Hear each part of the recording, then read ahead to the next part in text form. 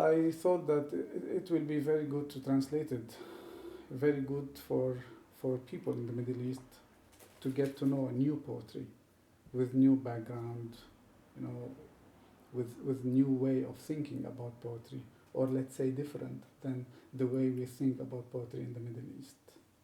Can you describe in which way? Well, actually, first of all, when we talk about poetry, when we talk about poem, we are talking about a product of literary product that expresses a moment, or like just a moment of birth of a poem, or something like that. But behind the poem itself, like when I'm talking about a poem from Iceland, behind this poem there is a long history of language, long history of traditions, of society, of culture, And so when I am taking one poem from Iceland in consideration to translate it, I am keeping in my mind that I am dealing with something that is a product of the language, the spirit of the Icelandic language, and product of poetry itself. So it's two dimensional. So I thought that it's not only Icelandic poets need to be translated into Arabic because they deserve to be translated into Arabic anyway, but also because we need a new spirit, in the Middle East. We need to view another form of poetry, We need to view, to experience the geographically far away poetry, that's from Iceland. And so that's why I think it's not only about translating one poem from Iceland into Arabic. It's carrying with it lots of elements that I want people to see, and I want people to experience and to touch the historical and the cultural background that's very different from us. And I think this may bring some sort of interaction between two cultures in an interesting way, maybe not now, but after some time. In the same way, very soon will be published a book of you in Icelandic and in Arabic. What do you think about it? You feel also it's important that the Icelandic people also get to know like this Arabic spirit? Somehow, even though your poetry exactly, have been trying to be a little bit different or to subtract from that political influence. How you describe it? Or Yeah, I cannot say that there is poetry that's not political. Our form of art that's not political. Our daily life is mainly political, as known by many people. But when I say political, I mean in this a huge, big dimension, in the macroscopic level of politics. That's very noisy and very there, and.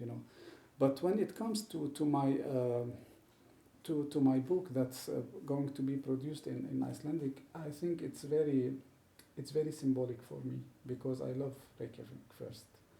I feel a kind of intimate relation between me and this city, how it is and its spirit, the way people deal with each other, the way people constitute this city or construct it, or keep it alive, or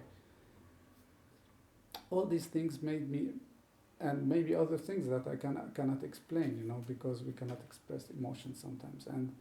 And so this book materializes my little home, my small, very tiny home in this city, because I'm a resident writer in Reykjavik, and I'm supposed to leave very soon, and I don't have a home, but this book will be sort of home left by me here, or something like that.